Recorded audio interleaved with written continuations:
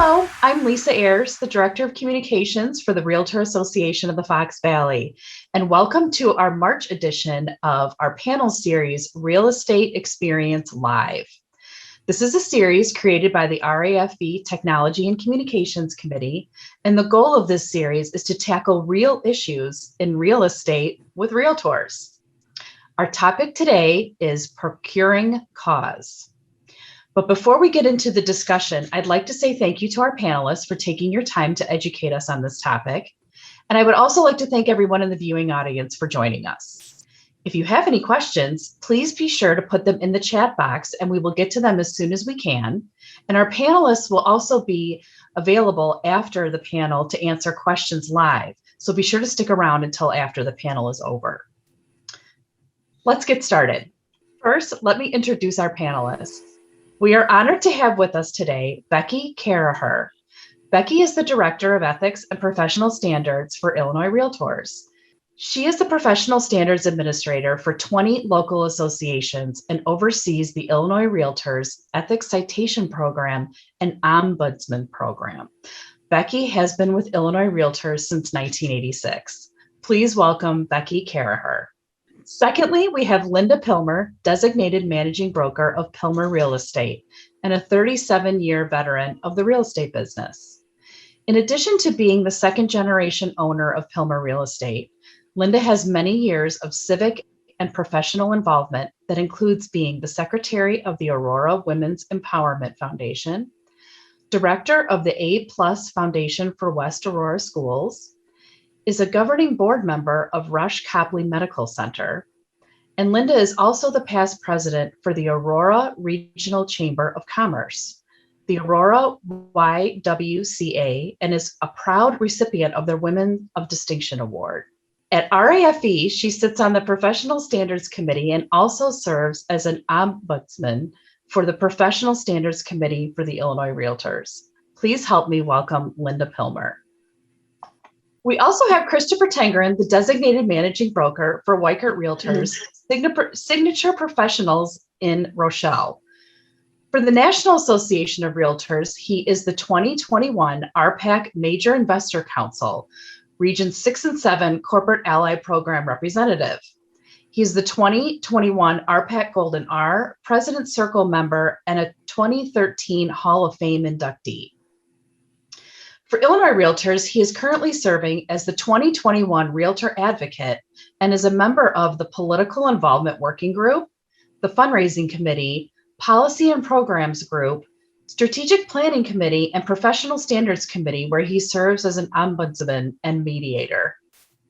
And for RAFE, he is our past 2010 Realtor of the Year, our 2012 past president, the current 100th anniversary task force chairperson, and he is an RPAC major investor. Please join me in welcoming Christopher Tenggren.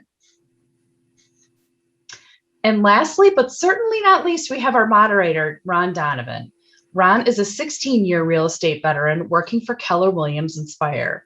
Ron is in the top 10% club at Keller Williams Inspire, and he is a member of the Agent Leadership Committee. He was also selected as a Regional Cultural Ambassador in 2017.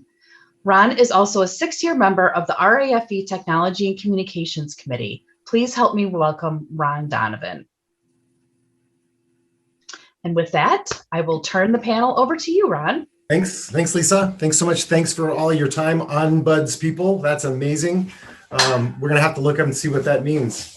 So today we're talking about procuring cause, and I'd like to start with the definition that I found for procuring cause on the Illinois Association of Realtors site, and then just kind of get your take quickly on what these words bring out to you. First thoughts, folks. So it says the procuring cause will be the agent who originated the chain of events without abandonment, agent leaving the client, or estrangement, the client leaving the agent, that leads to the successful sale with that buyer. And Becky, since we introduced you first, can you give me some quick thoughts on what should pop up in our heads when we hear that definition of procuring cause? I think something that a hearing panel would always consider is, was there some sort of abandonment or estrangement? Did the broker quit communicating with the buyer? Did something happen between the agent and the buyer where the buyer felt estranged and left that broker to go with another agent? Perfect. Thank you. Linda, any thoughts in and around what Becky said or the definition itself?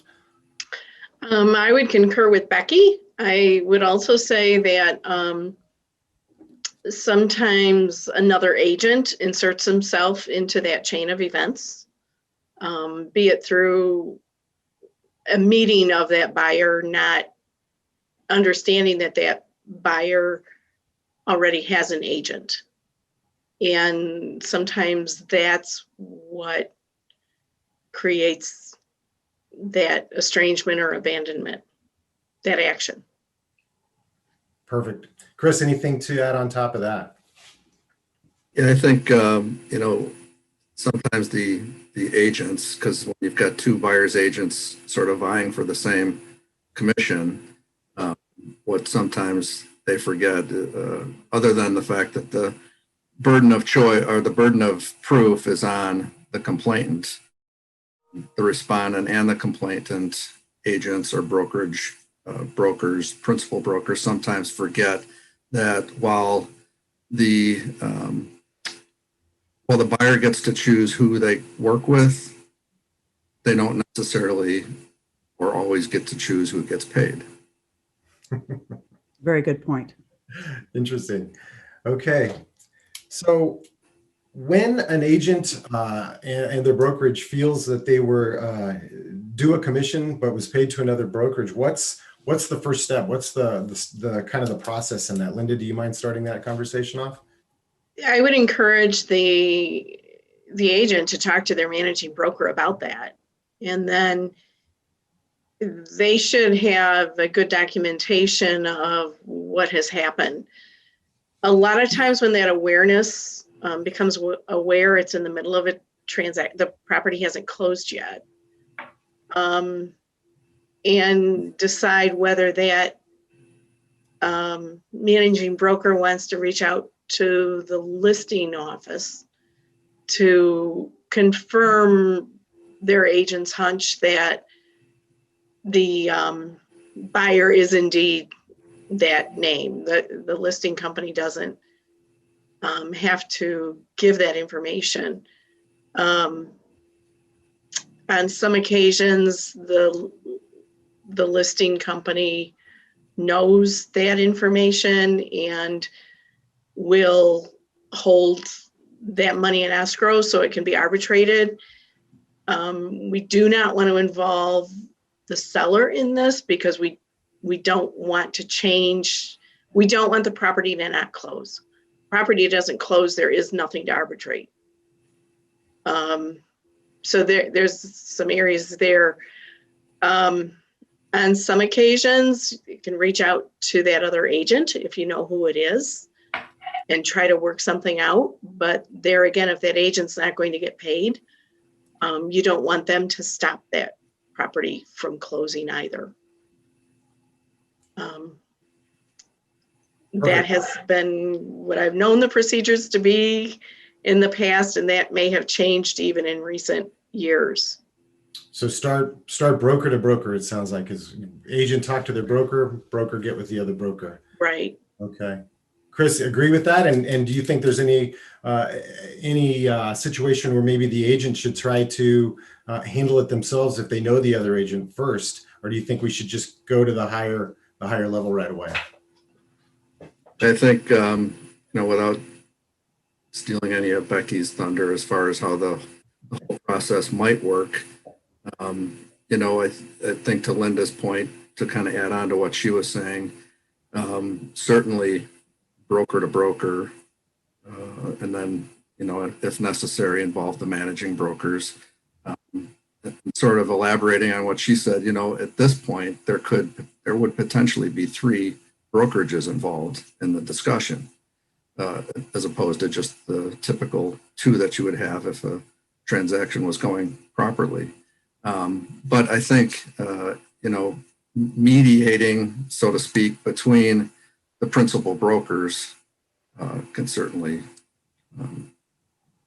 potentially resolve the conflict before it becomes major conflict. But of course, you want to make sure all the brokerages involved want to make sure that the parties involved in the transaction are not affected, and that the transaction, if it's meant to be, will cross the finish line without being interrupted with the best interest of any of the agents and brokerages involved. Got it.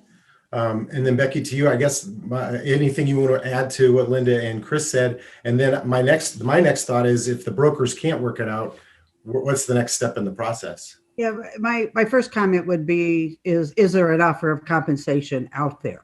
Is it in the MLS? Was there a separate written agreement? There has to be some sort of offer of compensation for a procuring cause to even be considered. So that would be my first comment. I think the second thing is managing broker to managing broker, because the commissions do belong to the brokerage.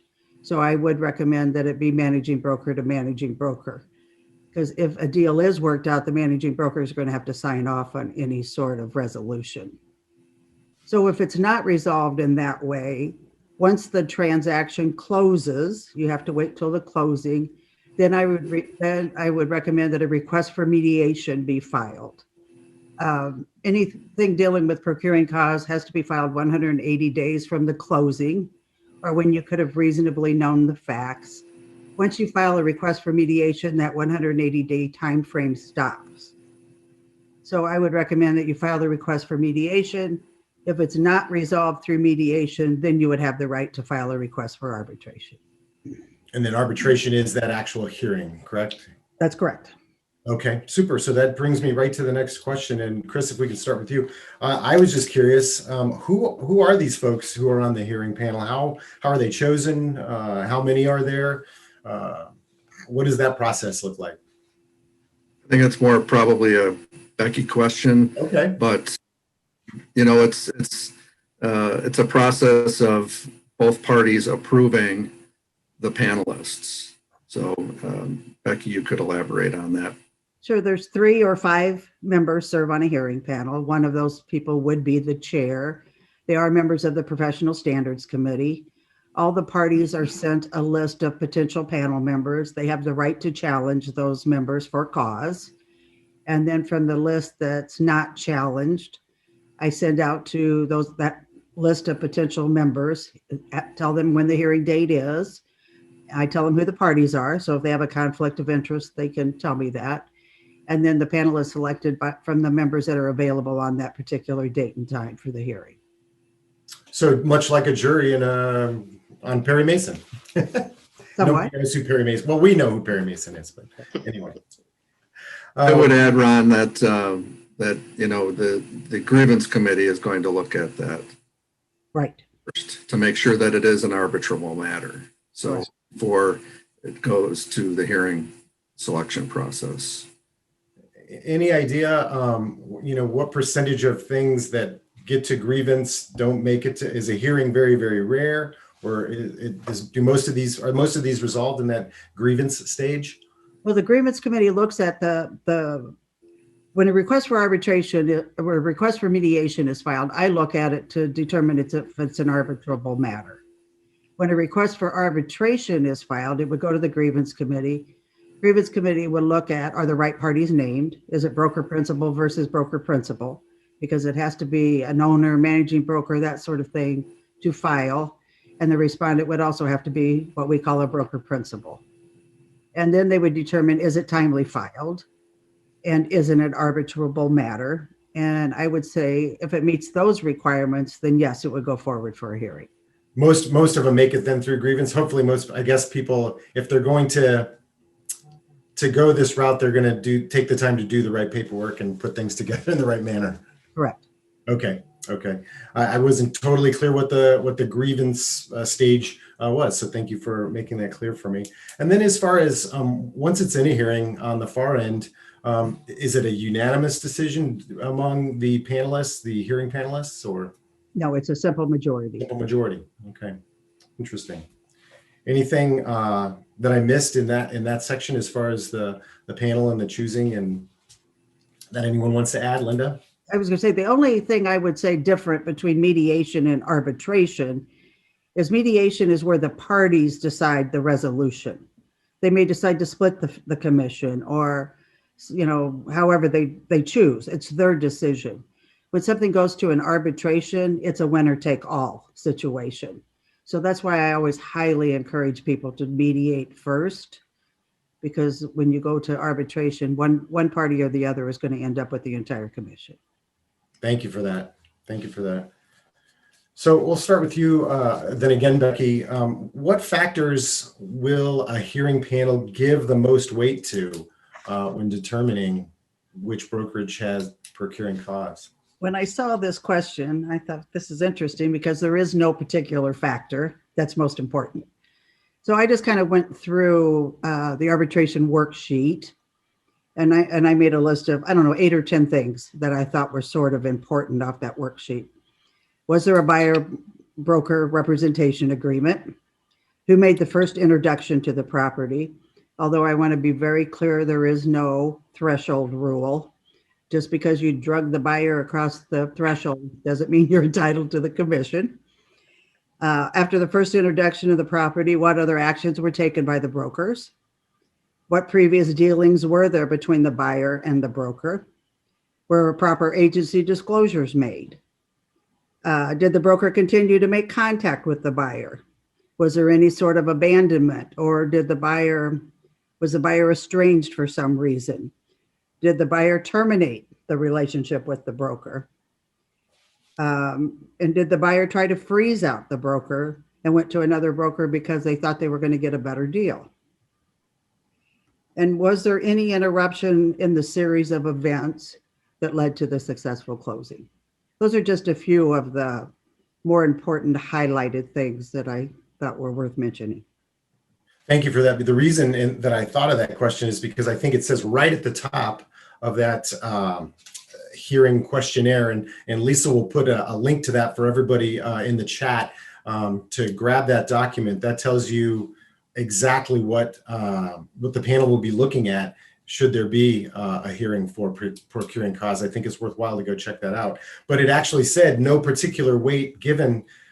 That's not the exact verbiage, but I thought there must be some weights, but apparently. No, it's based on the preponderance of the evidence. So you helped, first of all, I guess you must have been watching me show properties because you talked about dragging across the threshold, and that's my favorite technique. But Chris and I talked before we all got together, and he said you brought up agency, an agency agreement. So I'd like to go back to Chris, if that's okay, because I know that's a topic that's near and dear to him. Help us out. How does that, I'll just let you go. Yeah, I mean, I personally, I embraced buyer's agency agreements back when I earned my ABR designation around 2003, and I haven't taken on a buyer without a signed exclusive buyer's agency agreement ever since. So it's a matter of business practice for me. I will say that, for those that do opt to work with their clients exclusively, that sometimes can be a false sense of security for the broker or the buyer's agent. You still want to do, what's in the best interest of your client. Of course, part of that agreement is trying to protect your compensation, but it's also sort of even raising the bar on your level of commitment and service to the client. Illinois Realtors has the form IR 349. That's the disclosure of buyer's designated agency. And that form introduces the exclusive agreements. So there are check boxes for the broker, the buyer's broker, and the buyer to agree upon how they will be represented. And that can be either exclusively or non-exclusively. But it's a great document, and that truly, I believe, and Becky, you can correct me if I'm wrong, that's the agreement or the document that Illinois Realtors created when it became a part of license law that we have to disclose buyer's agency in writing.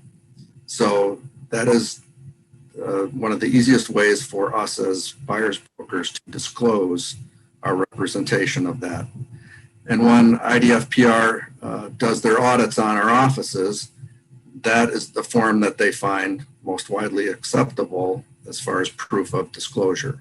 So it's a great way to introduce the disclosure and having the agency conversation with the buyer. And then if you're well scripted and it's a part of your business practice, you introduce the exclusive agency representation side of that. And I can make a 2-hour class out of that, but it's a document that you should use when you know how to use it, just like any other contract document that you would use with parties. So you want to make sure you know how to use it properly. And then back to my original point, you want to make sure that you don't use it as a sense of security. You still want to do what's in the best interest of your client. And just because you have an agreement, you don't necessarily want to use it so that compensation is getting paid twice. Because the seller may be paying a variable commission rate to the other agent or to an in-house sale, and then your buyer may ultimately have to pay you. So, if you don't use it right, sometimes there's an undue stress on the clients. So you have to use it correctly. I love that. Thank you. Linda, anything to add to agency agreements or what Chris was just talking about? I will add to it.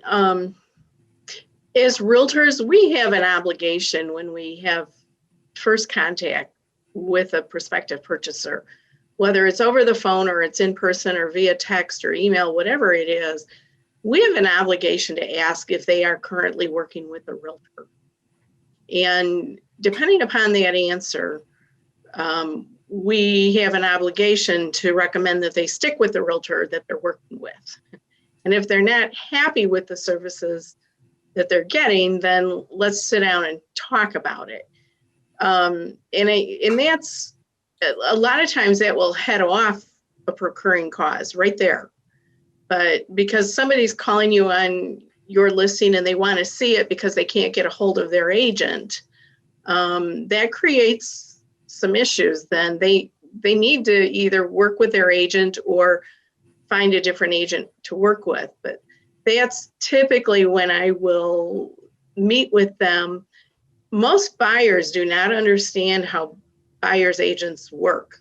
And that's sitting down with them and explaining that to them and going through the agreement. And this is what a prospective purchaser can expect from their realtor. And this is what the realtor expects from the buyer. It's a win-win situation for everyone. So if the buyer's not comfortable with that agreement, they need to find a realtor that they're comfortable working with.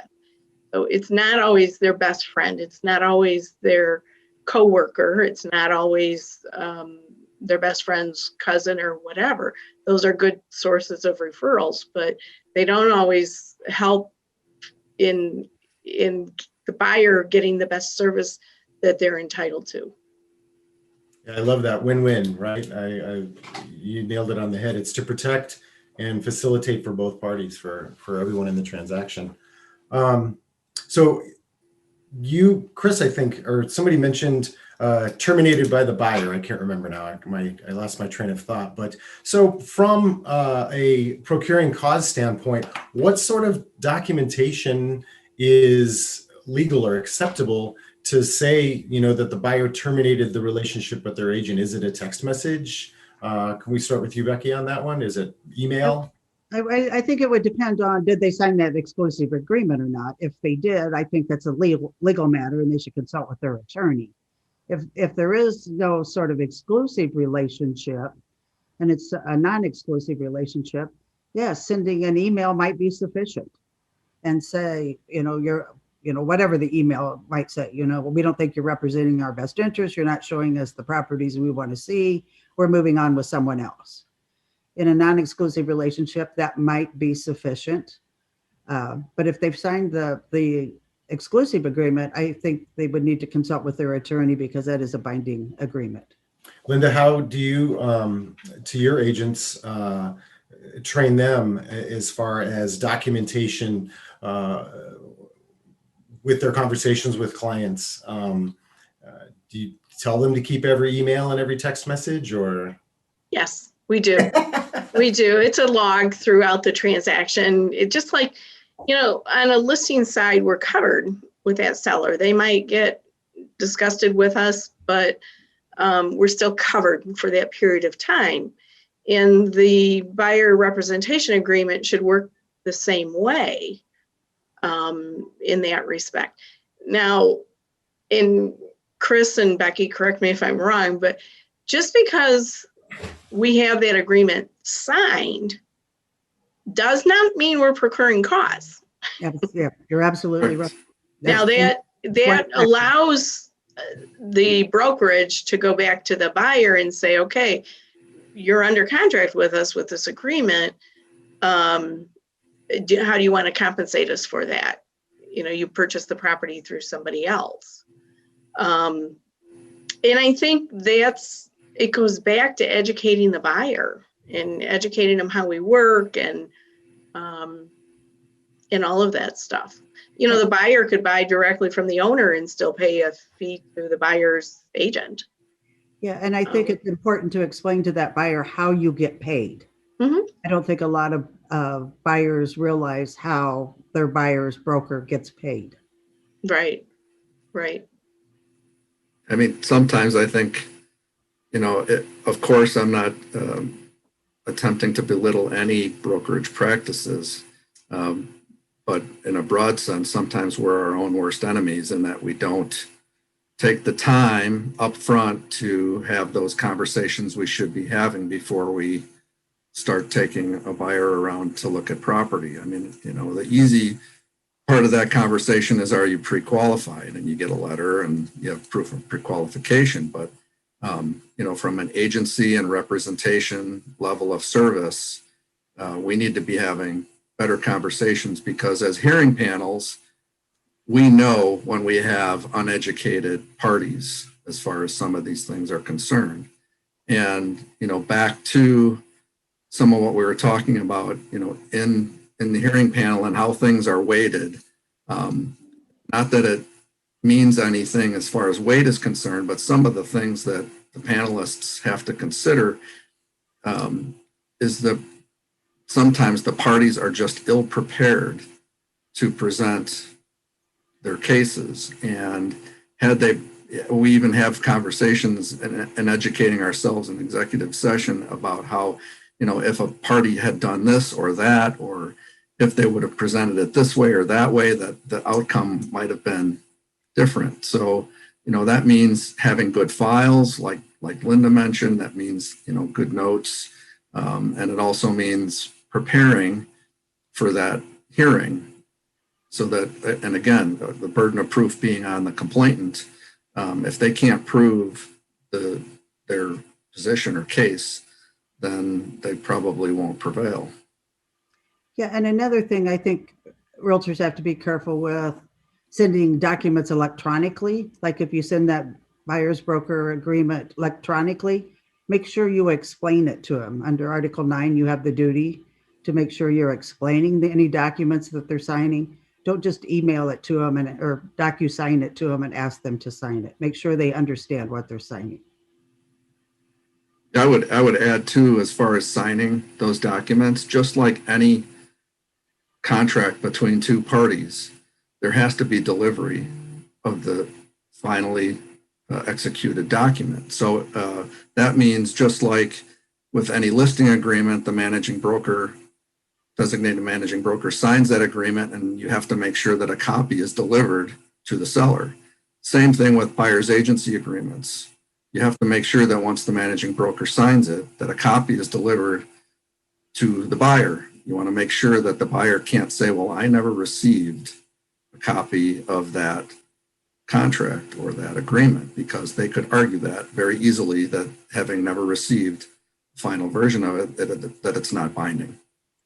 And also, if you are explaining it to them, like say via telephone, make sure you document that. I had the conversation on such and such a date at such and such a time. Mm-hmm. Awesome. So I wondered, this wasn't one of the questions that I sent you, but perhaps one or two of you, often ideas are best illustrated through a story. I wonder if either of you have maybe the classic example of something that ended up going to a hearing that could have been easily avoided. Maybe you sat on that hearing panel, or Chris, you're nodding. Well, He's trying to decide one which of one the- to tell. back to one of the things I mentioned briefly, and we really didn't talk about, Becky mentioned it too, about mediation, and that being sort of a way to handle a dispute before it ever goes to having to go to a hearing. You learn a lot from the parties in crosstalk. Sometimes the parties learn a lot themselves about the situation.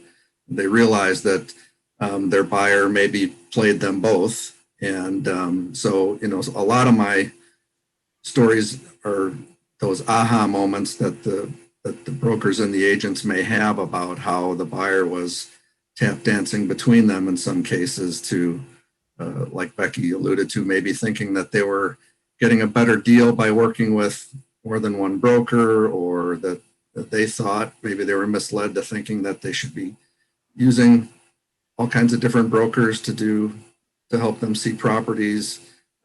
So, I think that mediating is a great way for both sides of the party to try and resolve this before it ever gets to a hearing. And while sometimes it doesn't work, because sometimes one party or the other is standing more on principle than the result. And that's something as a mediator you try to find out, what are the goals of the parties in the mediation. Sometimes you know quickly whether or not you may ever get it together. Other times you may realize that it's just never going to happen, and you just try to help them the best you can, try to get through it. And I've seen where both parties submit, like, say, text messages from the buyer, and it's very obvious that the buyers was telling both brokers totally different stories. So a lot of times those sort of things come out where no one was aware that's what was going on. Mm-hmm. I would also, and Becky, help me on this one too. Has situations where the buyer the buyer's agent who knows they're not procuring cause, but has involved himself in the transaction, has tried to give any commission back to the buyer, thinking that they don't have to pay it. Or, this is my family member, so I'm just going to need to waive my buyer's side of the commission. That does not mean that the agent that's a procuring cause does not get paid. They still get paid. And that may come out of that buyer, that other agent's commission that they gave away. Correct. Yeah, if someone could go to a hearing and argue, well, I never received the commission, they would have to show to the hearing panel why they didn't receive the commission. Plus, they would need to show all the efforts they made to try to collect that commission. It's one of the reasons when the managing broker of the buyer's agent becomes aware of it, that they reach out to the broker of the listing agent, is to hold the money, hold that co-op commission until it's settled. Yes, I think as a listing broker, I think listing brokers have two options. They could do like you said. They find out there's a dispute, they hold the money in escrow until the dispute's resolved. Or they can pay who they believe is procuring cause and then force that third party to file the request for mediation or arbitration. So I know one of the parts of the definition mentioned abandonment by the agent, and I'm just wondering, with the advent of the internet in our business, as abandoned, has that time that a consumer thinks they've been abandoned shortened? I think it depends. As you all know, all buyers have different opinions. Some people want a response within an hour. Some think within 24 hours is fine. So I think it depends on the buyer. We did have one several years ago where the buyer's broker went on vacation. Like I want to say Jamaica, I'll just pick Jamaica, and didn't have internet service for 5 days or whatever. Well, instead of having someone else cover her business while she was gone, the buyer kept sending emails, text messages, wasn't getting any sort of response, and jumped ship. Well, you might look at that maybe as possible abandonment. I mean, that would be something a hearing panel would decide, but that might be possible abandonment. And I know like estrangement, and I've only had a couple of hearing panels over the years rule regarding estrangement. And I think that could come down to, the buyer might say, you're not showing me any of the homes on meeting my criteria, or you're showing me homes that are way outside what I can afford. That sort of thing might lead to estrangement by not following your buyer's direction. So I guess I'd like to ask, what do you think, Linda, let's start with you, best practices as an agent, as a broker? It sounds like definitely agency agreements and communication logs. What other best practices can we use to keep ourselves out of procuring cause predicaments? Well, we've talked about educating the buyer, but first and foremost on that first initial contact, and I'll reinforce it again, whether it's a phone call, an email, or you meet them at an open house, or you meet them at a social event, are you working with a realtor? And you have to be careful giving them advice if they have a working relationship with another agent or representing that. They may be calling you to feel you out on something too. But if you ask them if they're working with an agent and you find out they are, they need to be referred back to their agent. And if there's, it's part of the goodwill in the business. It's like the sign in front of the listing, right? We also don't go and knock on that seller's door if they've already got an agent. So same exact scenario, but from the other side. Yeah, you have to be because you could always get a Code of Ethics Article 16 violation filed against you for interfering in an exclusive relationship. And I know I've seen over the years where they'll say, yeah, I've been working with an agent, but I haven't signed anything. Well, come to find out they have signed something along the way. So you have to be very careful with that also. The buyers don't always tell the truth, but it's part of our job is getting our client what they want, that and figuring out what they want and helping them attain that, whether it's a seller or a buyer, and being realistic with them. Right. And I think it's constant communication. Stay in contact with that buyer. Make sure that buyer knows that you're working in their best interest, what you're doing for them, that sort of thing. Keep them happy so they don't have any reason to jump ship and go somewhere else. I had a situation, and I was out of town last week, and day one being gone, someone who I had been in communication with was not planning to move until August or September. Of course, they reach out, they want to see a home, came on the market. And I could have said, hey, I'll be back in a week, let's go look at it. No, absolutely not. I had another agent in my office take them because they could have looked at that property with anybody and then wanted to negotiate it with me. You can't, you have to leave your business in someone else's hands when you can't get to it. Otherwise, you just end up losing all the way around. So it's having a good relationship with a co-worker or peer is very important in this business. I love that. That was something that I hadn't even thought of when I was doing the reading about, vacations and having someone cover your business, someone that you can trust and it's going to be responsive and treat your client like theirs. Chris, anything to stack on top of, best practices from the agent perspective? I think, kind of dovetailing on Linda, you've got to make sure you ask that question. Once in a while, you're going to get some buyer answer you and say, oh yeah, I'm working with all kinds of agents. And you may not want to hear that, but you need to, so that you can help them figure that all out. But when you think about what we do, and we're helping a consumer or a client make one of the largest purchases that they're ever going to make, you have to give them the time. You have to give them professional services. And therefore, you should make sure you have good pre-counseling. Set a lot of the expectations up front. Kill all the monsters while they're small before they get big.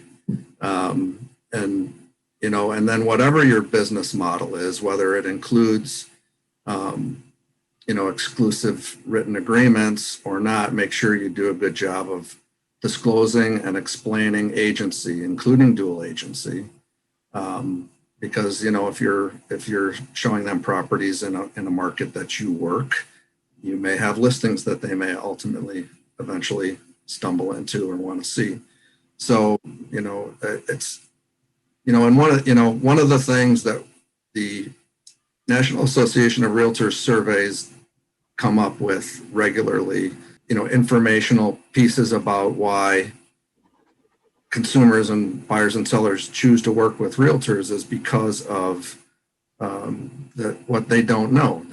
They need to know what they don't know, and they need someone to represent them well. So we need to live up to that in our practice. I love that. And it didn't come up directly like you just said it, but setting expectations. So that even handles the vacation, right? Or that I'm out of town. Those conversations are so integral, and I'm stealing your kill all the monsters while they're small. I love that. That's outstanding.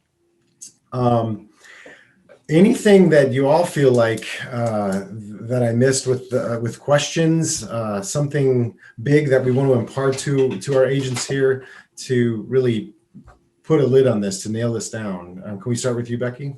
Yeah, I think the most important thing for buyers, brokers to do is communicate with your buyer client, and don't ever assume that they know anything.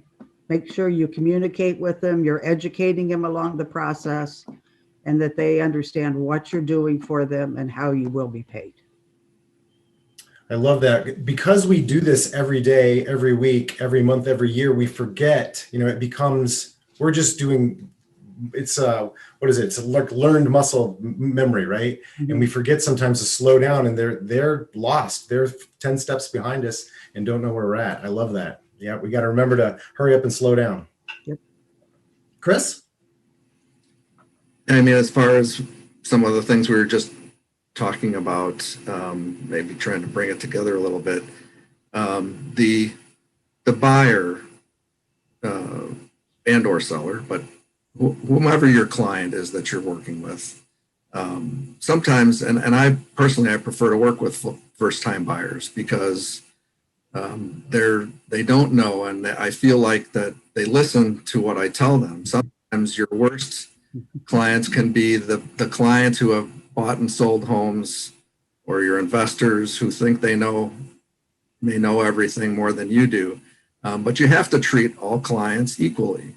So whether they're first timers or they're experienced investors, or they buy and sell their primary residence every 2 years, whatever the case may be, you have to give them everything you have. You have to tell them, you have to educate them as if they know nothing, because that's where your value is. And a lot of times we get ourselves in trouble more so with clients who have some experience in real estate. And that's why I say I do like working with the first timers, because they crave the knowledge that you have. And those counseling sessions are truly important, regardless of who they are or how many homes they've purchased or sold.